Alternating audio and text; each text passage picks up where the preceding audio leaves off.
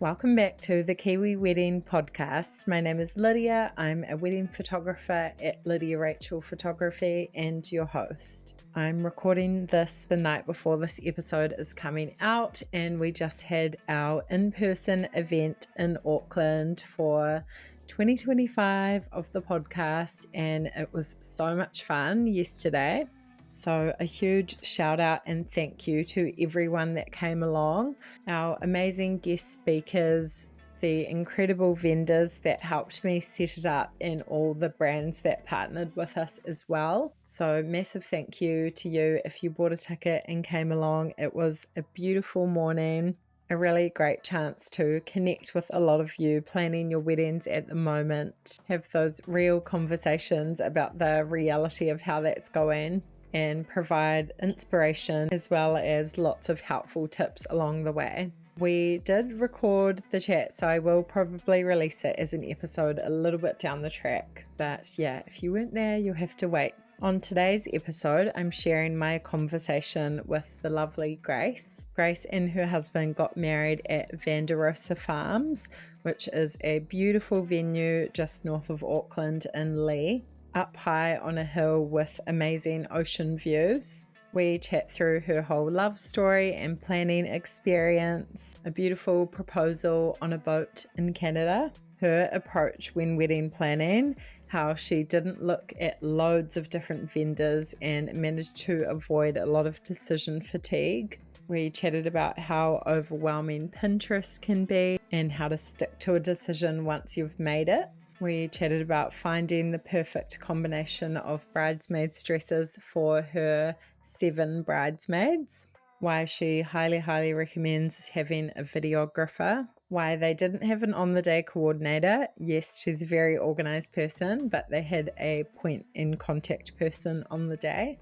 We chat money, how much they thought it would cost, and the reality of what it did. All the amazing highlights from their day and the ups and downs from the journey leading up to it. There's so much good advice in this one, and I think a lot of you will find it a super relatable experience. So let's get into it. Enjoy episode 111 with Grace. Hi Grace, thank you so much for joining me on the podcast today. Excited to chat all about your wedding. Yeah, thanks for having me. So good. Nice to be here and excited to chat with you. Yay. So to get started with, if you could just tell me a bit about you and your husband, how you guys met, and your life together. Yeah, so my name's obviously Grace. My husband's name is Robbie. We actually met in high school. So I was year 11, he was year 12. He was kind of the older boy and the year above. And yeah, we kind of got together in high school and have been together ever since, really. So we've done a lot of growing up together, which is like really nice, but also, of course, has its challenges, when you're kind of getting together as kids and then becoming adults. So yeah, we lived in Belgium for a few years together pretty recently. Robbie was over there playing hockey, so that was pretty fun. And now we've moved back to New Zealand. He joined the army, so yeah, kind of doing army life now, I guess.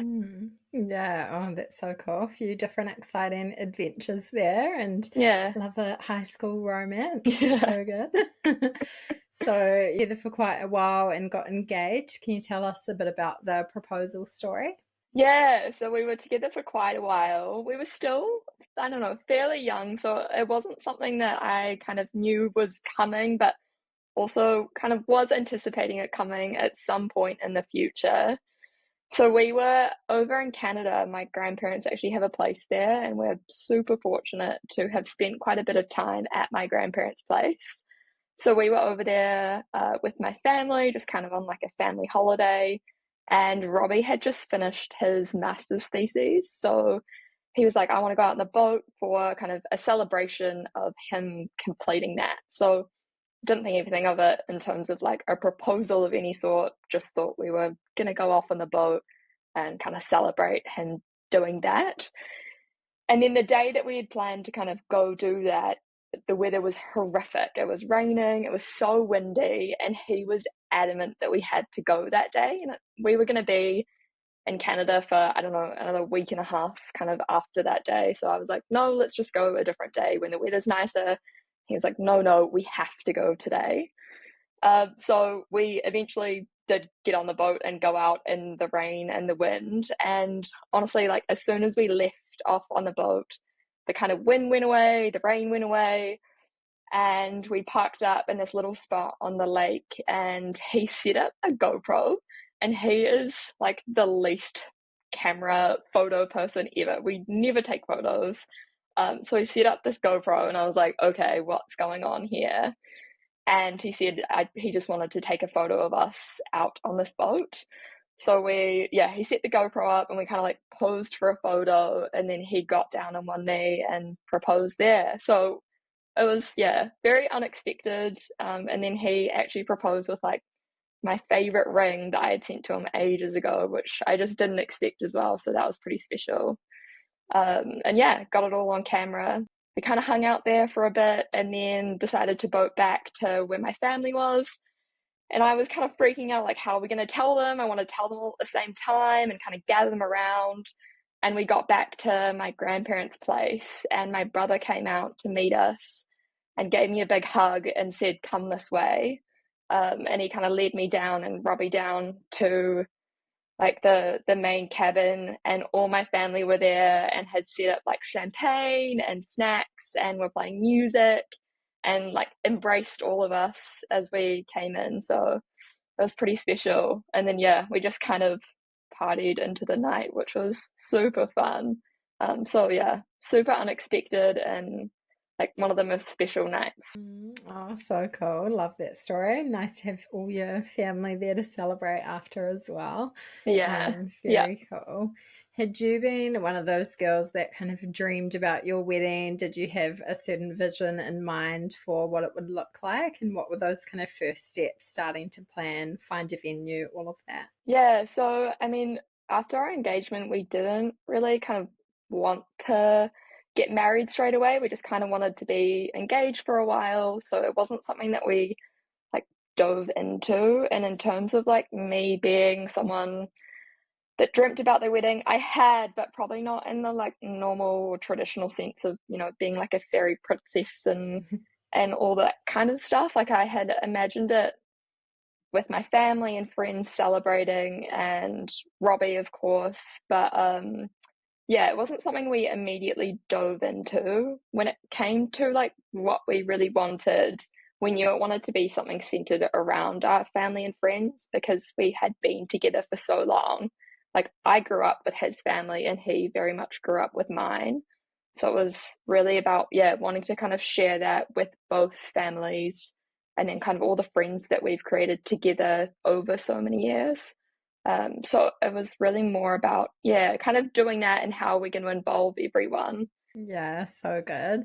And did you go like venue hunting? Did you look at a few different places? How did you land on where you got married? Yeah, so we initially thought that maybe we want to do it at Robbie's family's batch. They have a place in Kiritau on Lake Taupo. So we thought about doing that for a little bit and then quickly found out that doing like a DIY wedding like that is so expensive, and it can seem, I don't know, without kind of knowing anything about weddings previous to getting engaged, it could seem like a DIY wedding is like the cheaper way to go.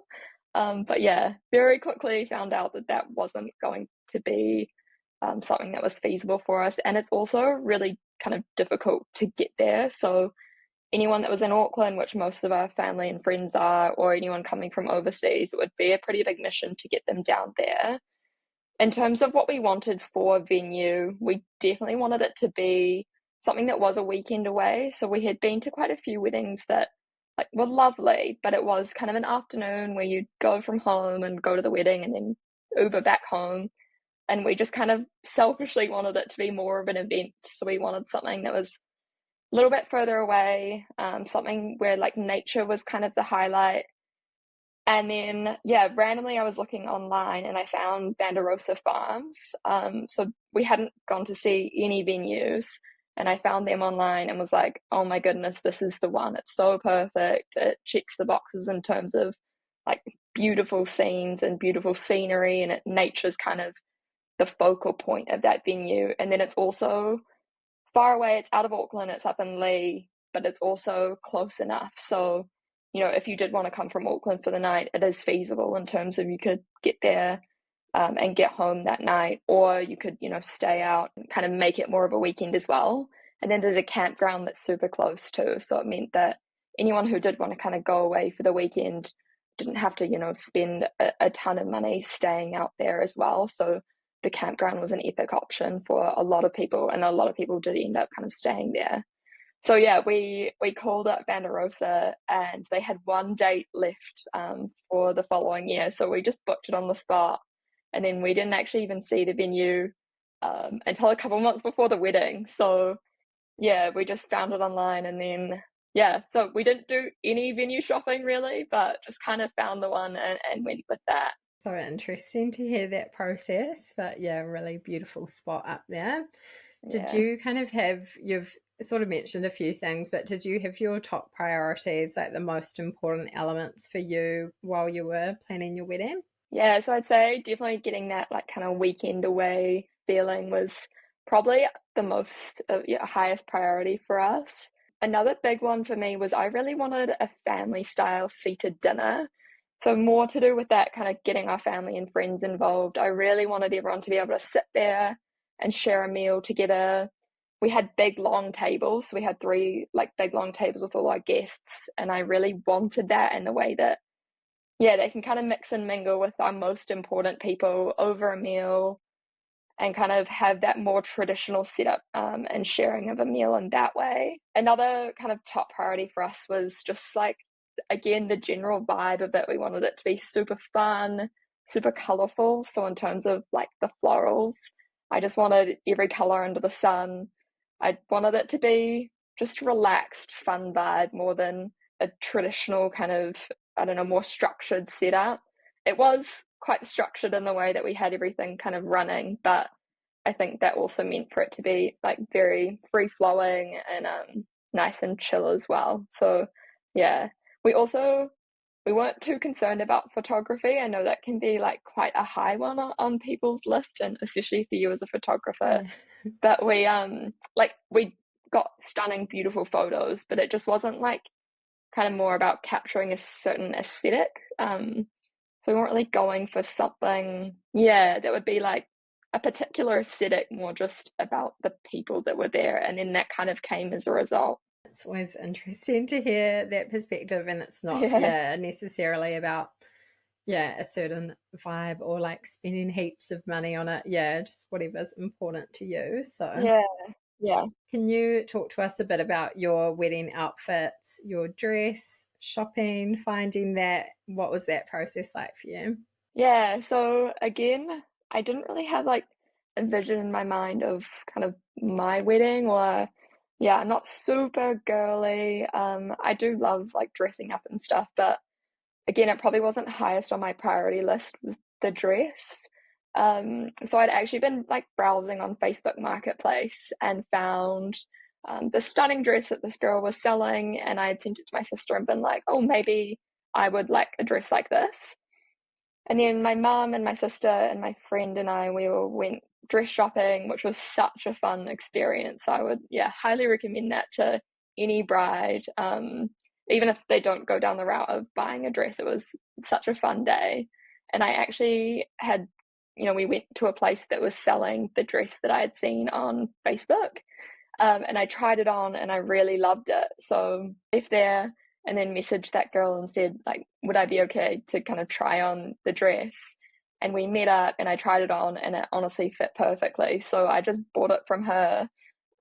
So yeah, bought it secondhand and then took it to an alterations place and had like a few tiny alterations done. And then yeah, just ended up wearing that, which was beautiful. And I quite liked that it already had like a really nice story and it had a nice life kind of before me too. So it was quite, I don't know, a nice element of it all. In hindsight, perhaps I would have liked to try on a few more dresses, and I always see ones online and on social media and stuff now. I'm like, oh, I would have loved to at least try that on. But yeah, I loved my dress. Oh, so cool. I love that. I think people don't always think about buying secondhand, but you think about secondhand shopping and there's horrible pilled clothes in stores and Yeah. that, but wedding dresses are Yeah. not like that. Like they've often No. only been worn for one day and they're pretty like perfect condition, and you can save so much money going down that route. And yeah, you've got like the same dress you tried on at the store. So Yeah, so good. exactly. Yeah, and like you said, I mean, she'd worn it for like 5 hours or something ridiculous, so it was Mm. practically brand new. And yeah, fun that it has a story to come with as well. Yeah, exactly. Love Yeah. that. And did you have a bridal party as well? And if so, how was that process choosing them? Did you find that easy? Yeah, so we had a huge bridal party. My husband, Robbie, he didn't have too many opinions about the wedding. A massive one that he had was he wanted 7 groomsmen. So he has 6 besties and then his brother as well. And he was adamant on having all 7 of those guys as part of his bridal party. And initially I had been like, no, you need to reduce that. That's too many. But he was so set on it. So eventually we decided like we do want our wedding to be centered around friends and family. Like that's the whole point of our wedding. So I ended up choosing 7 bridesmaids as well. I just said, yeah, we just said, let's go for it. I chose 7 bridesmaids. He had 7 groomsmen, and we had a huge bridal party. But honestly, it was the best thing ever. It ended up being the best decision because they were such a big group. It just brought the energy to the day. Yeah, kind of at a rehearsal the day before, our celebrant, who's a family friend of ours, had said, like, you guys, because you're such a big group, will bring and kind of set the tone of the wedding. And it absolutely did. So, yeah, they kind of led the charge and just brought such an amazing energy to the whole day. So, I would highly recommend it. And then, in terms of their outfits, because it was, again, such a big group, it was quite tricky with the girls in terms of like what to put them in. So that's something I struggled with quite a bit because I don't know, I feel like there's a few options these days and that they could all wear the same outfit, but also 7 girls wearing the same outfit is, I don't know, in kind of a wedding of 100, it's a lot of people wearing exactly the same dress. And then I also kind of struggled in the way that if they were going to wear kind of the same dress in different colors, there wasn't really anywhere I could find 7 different colors that also matched like kind of the vibe of the wedding, or 7, yeah, of the same color in different cuts as well. So I actually ended up finding a Caitlin Crisp dress online, and it was in this beautiful apricot color. And I fell in love with that color. So I ended up getting 4 of those dresses and then found another ruby dress that matched like beautifully to that also online.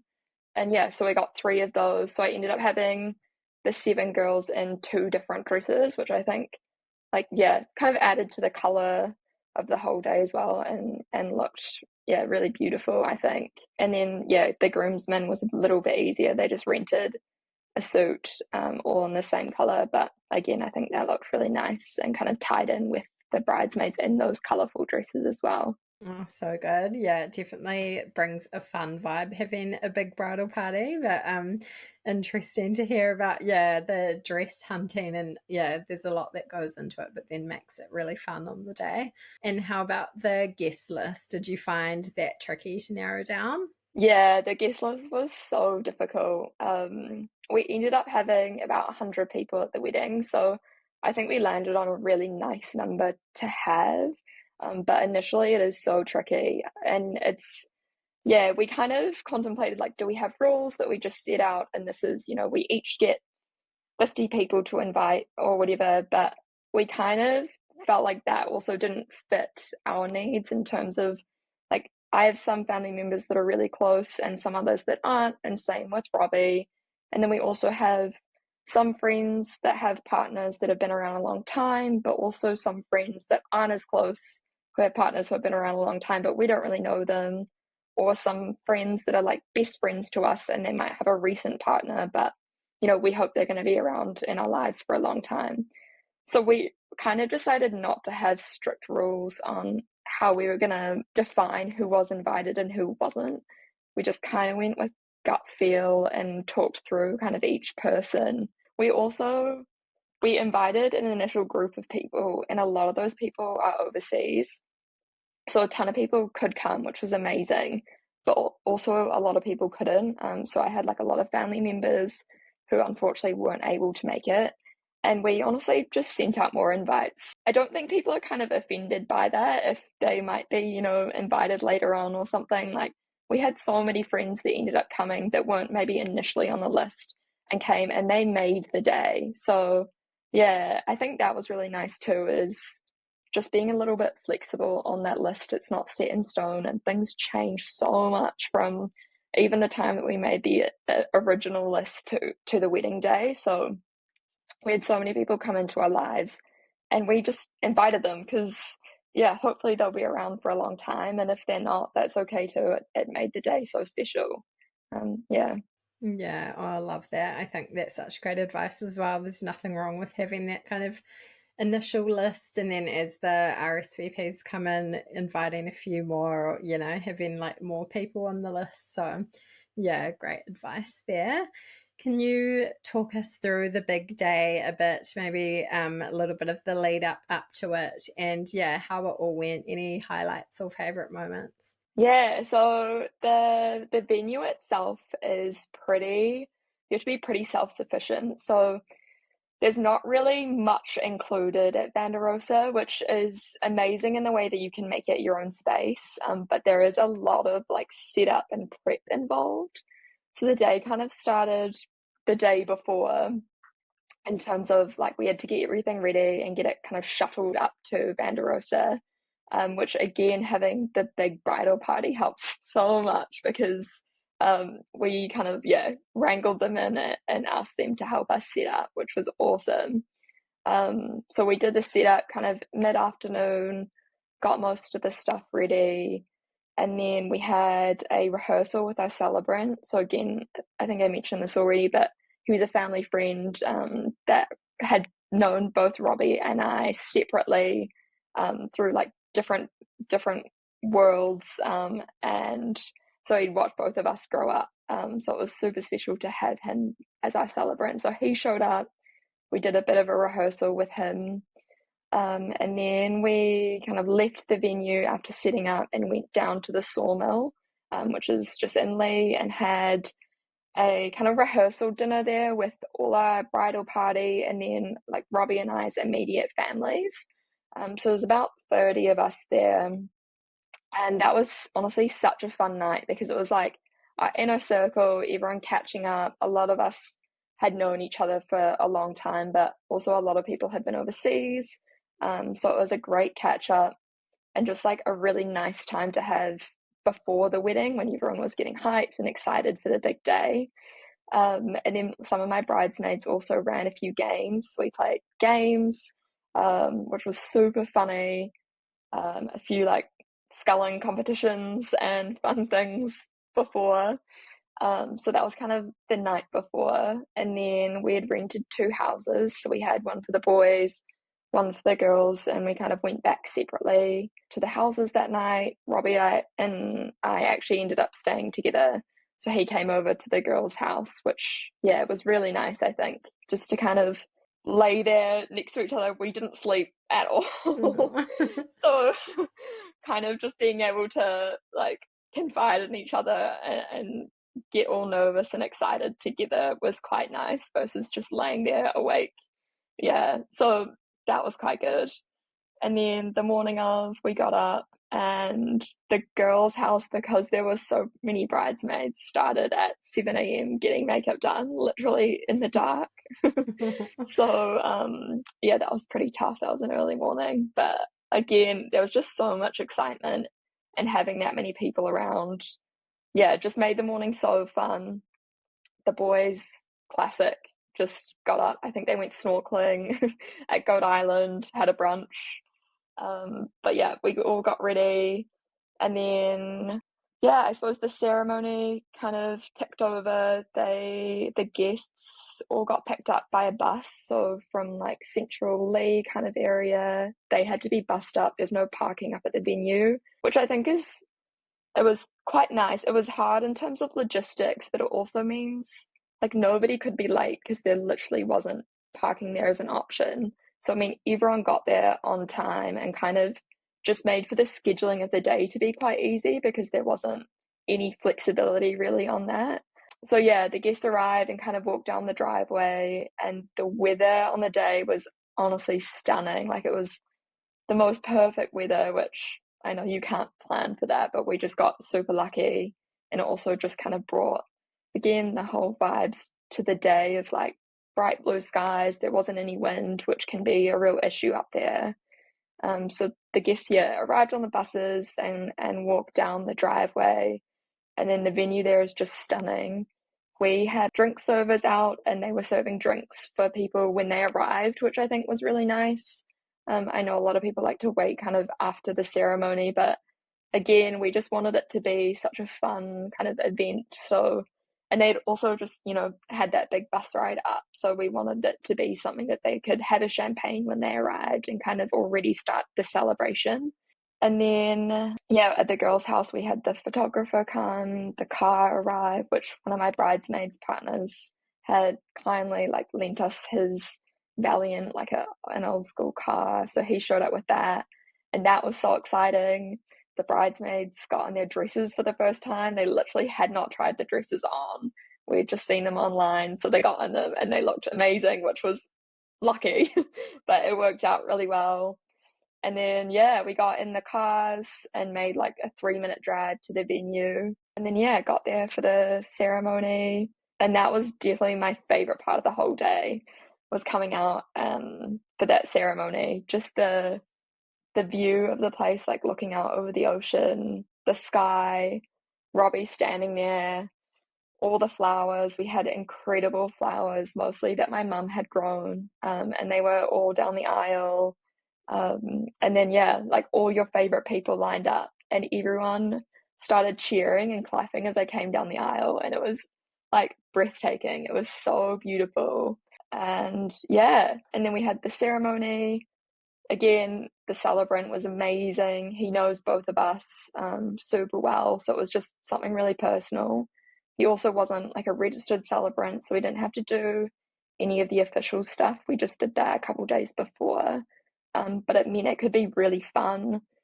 He made it super funny, so everyone was just laughing the whole time, which was awesome. Robbie and I did our own vows, and that was probably, again, in terms of priority, something that was like super high on my priority list. I really wanted it to be kind of that intimate and like quite personal thing.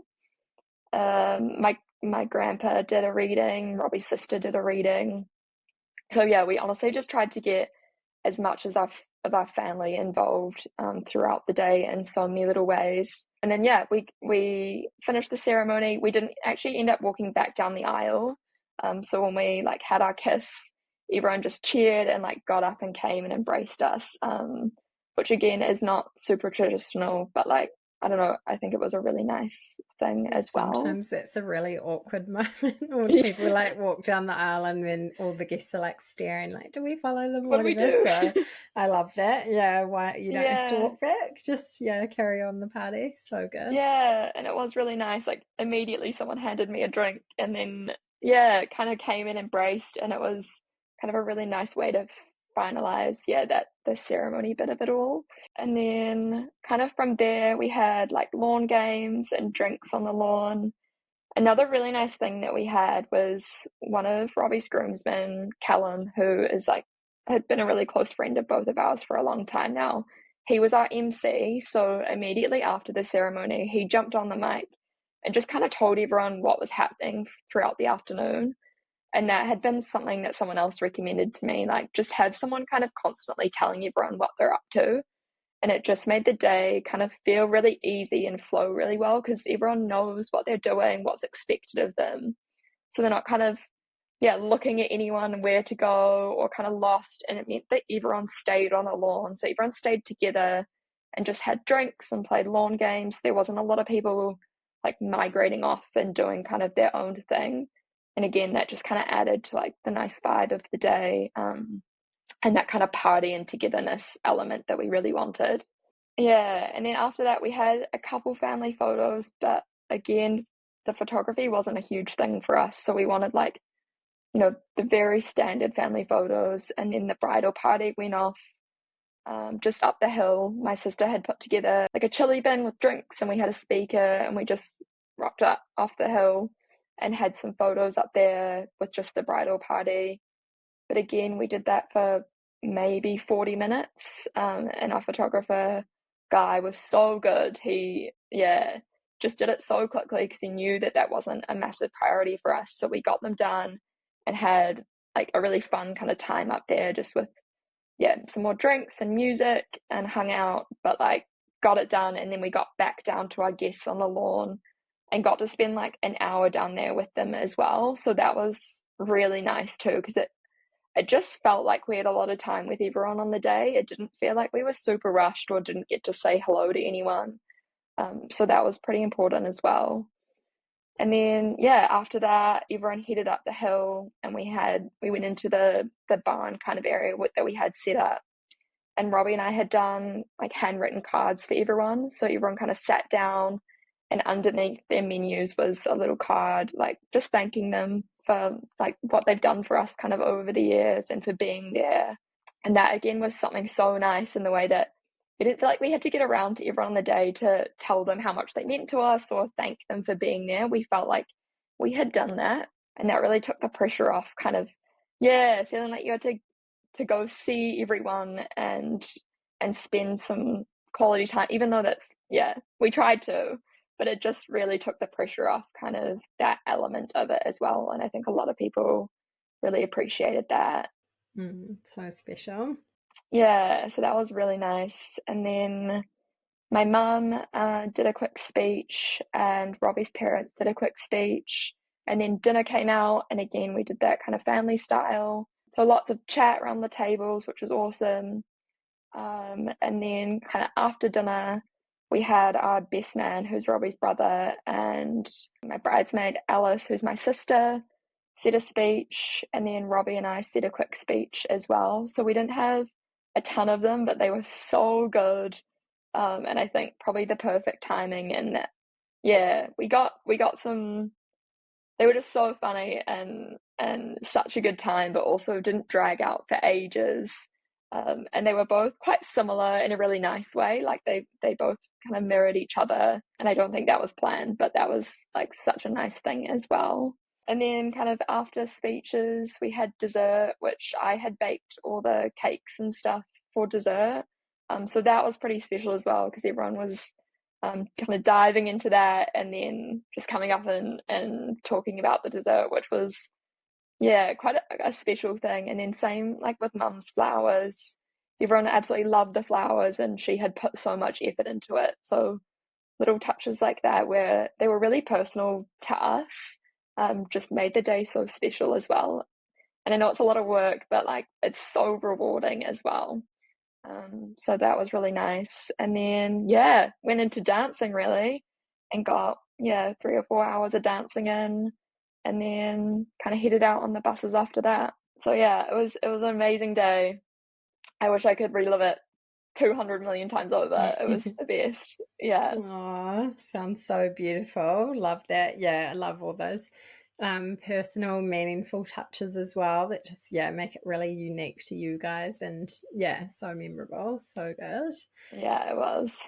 Was there, what did you find like the hardest part about the whole wedding planning process? Is there anything you look back on and regret or would have done a little bit differently?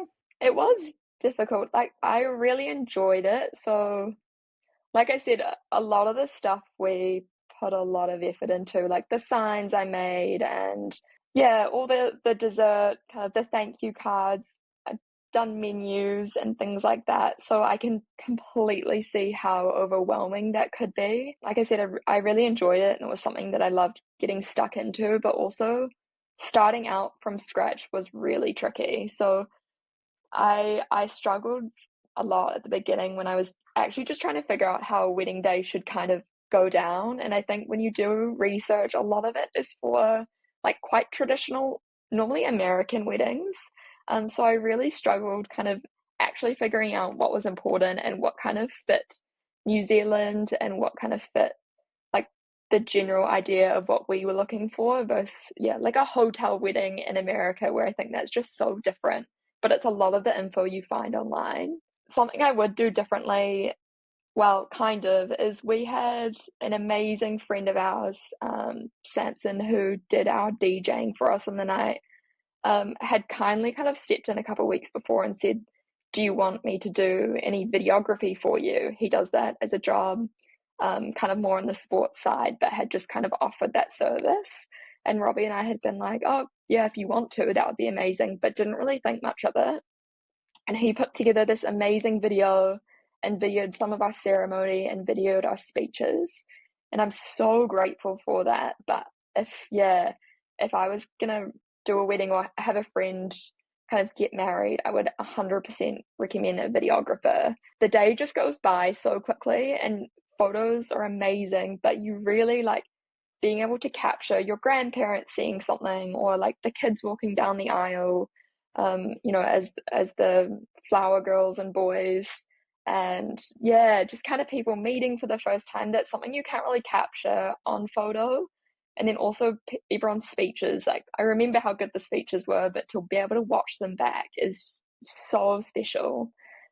So luckily we got that, and I'm so grateful we did. But yeah, that would be absolutely something that I recommend to everyone. Is, I know it's really expensive, but just go for it, because it's having those memories is like amazing. And I just don't think you can regret having videos of your special day, to be able to look back on. So good. Love that you got the bonus one, not even Yeah. planned.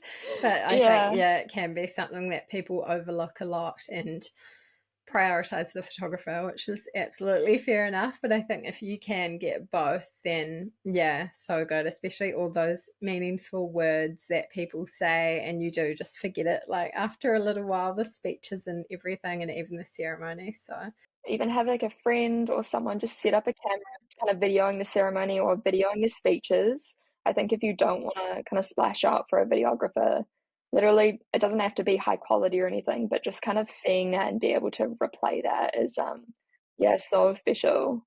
did you guys set a budget from the start, if you're happy to talk about what that was? And yeah, how did you find that whole side of things? Like, very classically, we went online and Googled it and thought about $30,000 was gonna So be it. inaccurate, but everybody says that. Yeah, and Robbie, of course, I think like a lot of guys had no idea. So he was like gobsmacked by $30,000. So when it actually got down to it, and that was just not even kind of in the realm of what it was going to be, there was a little bit of pressure caused by that, just because I don't think you can even meet that. I don't know how you would anyway, but we ended up spending about 55 for everything, and that included our rings and kind of the day before, and the day after. But yeah, again, like, we tried to be really savvy in terms of what we were doing. And then we also had so much help, like my mum with the flowers, Samson with the DJ and videography, like I mentioned. We had so much help in terms of just like set up and pack down, from our bridal party. I did a lot of DIY in terms of like doing all the signage myself. My sister did all of our like painting, so she painted, kind of all the things for our invitations and for menus. Yeah, so there was kind of a ton that we got help with. Our celebrant, the car, the old school car that we got, so much of it was just kind of gifted to us. So we were so grateful. So yeah, I don't see how we could have done it honestly for any less than that. But I do know it's like a lot of money also to just spend on one day. Also with that venue, it's quite tricky because like you do have to have buses that take all the guests up. You do have to kind of supply everything.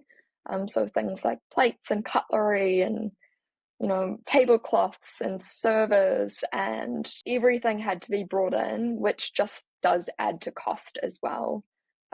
So that's kind of something that maybe I don't regret, but would think about a little bit more if I was to, do a wedding, again, is just, yeah, kind of looking at the venue, what do they supply? Because when they don't supply something, it's just so expensive to kind of get that. And we did do like a lot of Facebook marketplace hunting around.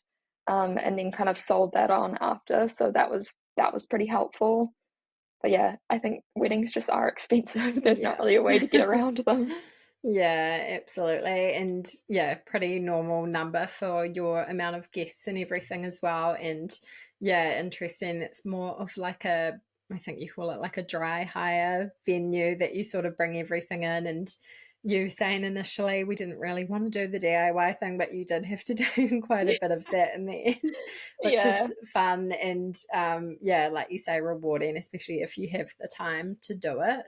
And I Hmm. know you had mentioned to me that you didn't have like a on the day coordinator or anything. Were you quite like organized with that behind the scenes or just kind of like assigning different people to do little jobs and stuff?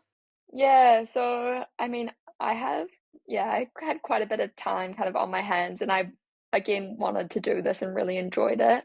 So I was pretty meticulous in the planning of it all. I ended up putting together like an Excel spreadsheet, basically breaking down like every 15 minutes of the day, really. Amazing. But anything I thought of or when I thought of it, I just add it to this spreadsheet. So it wasn't something that I sat down and like created start to finish in, a couple of hours. I would just think of something or wake up in the middle of the night thinking of something and just kind of add it to the spreadsheet.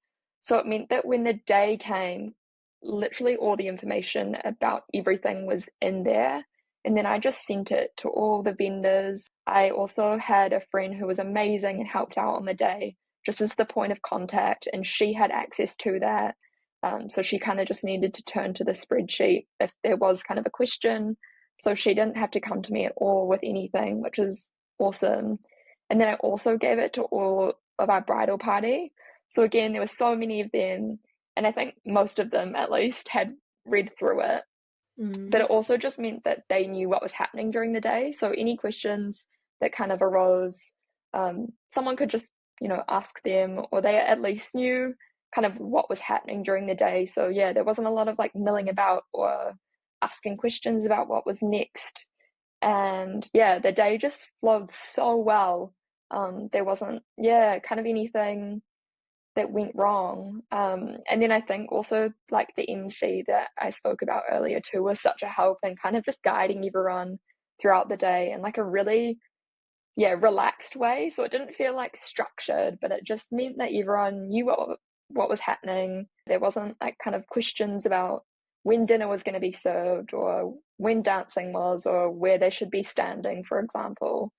We also did get really lucky with weather as well. Like if it had been a storm that, had blown It through, caused a bit more chaos. there'd be Yeah. yeah, a lot more chaos to kind of resolve. But yeah, we just got so incredibly lucky too with great weather that meant everything just kind of worked out how it should. So yeah, I think that was pretty helpful. Kind of liked that we didn't have one in the way that I felt like everything happened how like I had kind of envisioned it to happen versus someone kind of putting their own input and their own spin on things, which would be fantastic if that's kind of the service you were looking for. But yeah, I'm quite particular and just had everything kind of happen the way I wanted it to. And for me, that was at least really nice. It's yeah, a very like key vendor for some people, but it's nice to hear that it's not always necessary. And if you're an organized queen like you are, then you can do it yourself. And I think, Yeah, yeah, having all of that, like the spreadsheet, and everybody has all the information, it can seem really like controlling's not the yeah, right word, but like, no, yeah, yeah, super organized beforehand. But then, and I've said this on other podcasts, but then doing all of that beforehand makes it so chill and relaxed and like in flow on the day. So exactly. yeah, if Yeah, you're that way inclined, then definitely. If you really like hate the admin struggle with the organization, get someone else to do definitely. it. Definitely Yeah. have someone help. Yeah, you're so right. Like, I didn't want it to be like, this is how you have to do things. But like you said, kind of giving that info before meant that everyone could just, yeah, be so chill on the day. And like I was so relaxed. I had no stress whatsoever just because I was like, well, I planned it, so it will kind of happen and everyone knows what to do. And yeah, just kind of let it be from there. I didn't really hold on to any of that and I didn't hold on to, yeah, any of the timing and just kind of released it all and kind of felt like it will be what it will be. But yeah, everyone kind of knew what was happening. So yeah, it just was pretty seamless. And did you guys go on honeymoon straight away? What did planning that look like?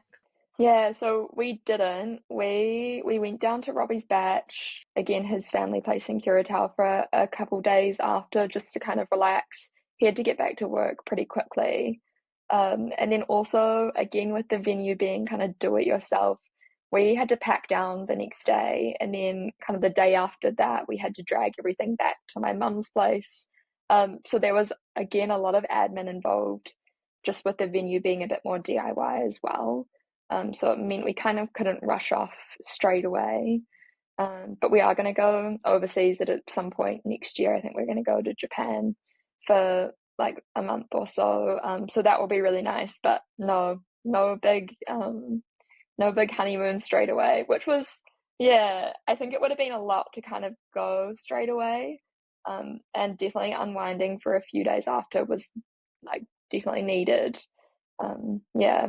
Nice. Yeah, I love that. And nice to have something to look forward to as well. Yeah. Japan's so cool. I'm hearing quite a few people doing their honeymoon Yeah. there, but yeah, that'll be fun. Was there any kind of helpful resources that you used during wedding planning for like finding vendors, inspiration, anything like that?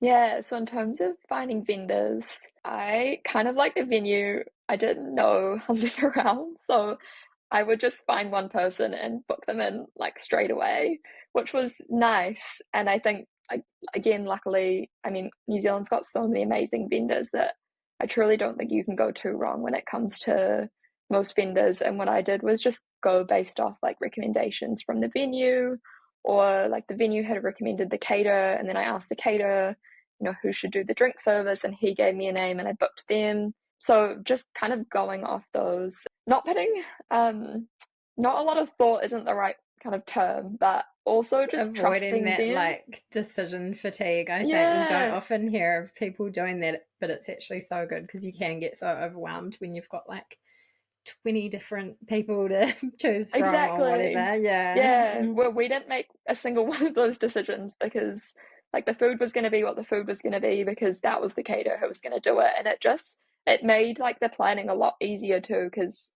yeah, we didn't have, again, a lot of decisions to make. So that was super helpful. And then in terms of like maybe a bit more inspiration, I found Pinterest is like, yeah, it can be really helpful, but I also found it really overwhelming. And I think Mm. looking at it too much, you get too many options and it's often way too expensive. So what I would normally do is I set up like a Canva board of kind of for our wedding, and once we decided on something, I just added it to the board, and then that was it. So again, more about that decision fatigue. Like I picked out the bridesmaids dresses, put a little screenshot on that board, and then didn't look at another dress again. Yeah, same for my sister, amazingly, like, yeah, painted our invitations, put a little screenshot of that on the board, and like that was kind of that as well. So that meant even if I'd see stuff on Instagram or on Pinterest, I wouldn't be like second guessing myself. I'd be like, no, the decision's made. And that was kind of a really nice spot to then refer to if I was looking at something, like, does it match with everything else that's already been picked out? Another one we did was we had POV, which is a app that you can have a little QR code, and we put that on the back of menus so people could scan that, and then it basically takes you to like a shared album. So then people throughout the night of the wedding were adding photos to the album, and that was awesome because you could go then see that kind of the day after, and again like reminisce about the day. So yeah, that was a really cool one. We had originally wanted to do like film cameras on tables, but again that was super expensive. By the time you get the cameras, you get the film developed, and then often people don't know how to use them, so then it's probably not going to be the best photos. I've taught people how to use them when I've been photographing weddings, or like those ones that you have to manually turn the flash on, and Yeah. then people just have all these dark photos all night. Yeah. Yeah, So no. that was actually a really fun one because people could use their phone, which obviously they're more familiar with, and kind of add them there. So that was a really cool one. And then, yeah, like paperless post, we did all the invitations. And then I used Vistaprint to get kind of the menus printed. And then I also got, because we did the paperless post for kind of the online invitations, I just printed a few invitations on Vistaprint as well, just so we had them more as like keepsakes, which was really nice too. Yeah. Yeah, I love that. I think that's a good idea if you don't want to spend heaps on printing, but you might want them like in your photos or like, yeah, to keep your wedding keepsakes. Such a good idea. Some great ones in there, and I love Canva is so good. And why not like make your own mood board, not get overwhelmed with Pinterest and everything. That's so good. Controls that content overwhelm that can happen a lot, and you just like keep looking and looking. But yeah, once the decision's made, just putting it in there. Love that. Yeah. So good. You've given lots of amazing advice. Is there anything else that you would say to a couple planning their wedding at the moment? I would say just like adventize your wedding, like talk about it. I think those people around you are so excited to celebrate you. And yeah, your wedding just comes and goes. And like, I know it might be annoying, and I'm sure some of my friends were so annoyed with me about talking about my wedding so much, but like, honestly, do it. People want to hear about it. They care about you. They care about your day. So just talk to people about it, share the struggles or share your successes, and kind of like planning your day or in the build up to your day. I think just make the most of it, especially in the lead up, because it will come and go and then be done. So yeah, just get excited and kind of share that excitement. And kind of like I said about the venues, just being aware that yeah, if the venue doesn't come with a lot, it's going to add up a lot of expense. Like understand what comes with the venue, and understand what you have to provide, even things like bringing offsite like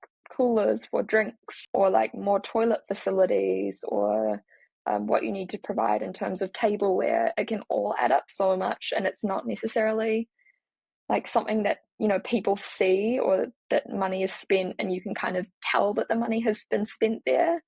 So it kind of can just add to cost quite a bit. But of course, yeah, if the venue's amazing and you want the venue, then maybe that is just something you need to kind of incur as well. Yeah, just whatever your priorities are, right? Yeah. But yeah, great advice there. Love that. And what is married life like now? Do you feel like you got any of the post-wedding blues? Oh my goodness, yes. Yeah. Robbie and I both woke up literally just the next day and we were so upset. We felt like we had spent all our serotonin on the day before and had the most amazing day. But then it was over and people keep saying like, you must be so relieved that the wedding is done, and we were like, no, we want to do it again. So yeah, the wedding blues definitely hit, and it hit hard. But again, having that couple days away was really nice too. And now we're kind of just back to normal life, and yeah, enjoying being married. Not a lot has changed, but it is, yeah, there is something special about it as well. So yeah, it's been lovely. Oh, so good. Amazing. So lovely to chat to you today. Is there anything else you want to add or that we missed as we wrap up? No, I don't think so. I've rambled on far too much. You're great. But yeah, thank you so much for everything you do too. It's Mm. such an awesome resource, and again, so nice to have something that's like actually New Zealand and actually related to like so many weddings here, to get kind of real advice that actually applies so well. So yeah, an amazing resource. So thank you so much. Oh, thank you. Yeah, I know you were a listener before being a guest, so always cool to yeah, hear how it's helped you, and yeah, just appreciate you sharing your story now too. Amazing. Thank you so much.